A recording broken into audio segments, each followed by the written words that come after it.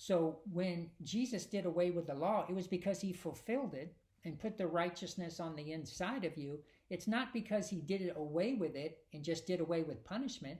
We tend to think that Jesus came to show us mercy, and that mercy means now I can sin all I want, but because Jesus has died, it's now forgiven. That's not what he's saying. And I can prove it to you just logically. At some point, mercy stops being mercy.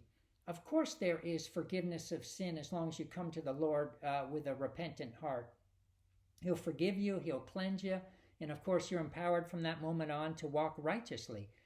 That is biblical mercy, but you can't extend mercy out beyond its own limits to say that I can basically sin all I want and God's going to have mercy on me, because that's no longer mercy. That would be God being complicit in your sin. That wouldn't be him having mercy on it. And I can show you that in a very simple way.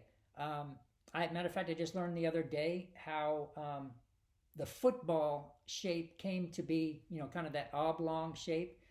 It was because they played with a ball that was similar to a basketball, but like the very first game, it deflated. And so when they were playing with a deflated round ball, it became this oblong ball. But that took off. So from that point on, they just kept that shape. But here's the point I want to make to you is, when does a football stop becoming a football and become a basketball? Well, if you take the football out of the shape, that elonged shape, and you make it more round, at some point it becomes a basketball and it's no longer a football. The same with the mercy of God. Of course he forgives you. My goodness, if it wasn't for that, none of us would be saved.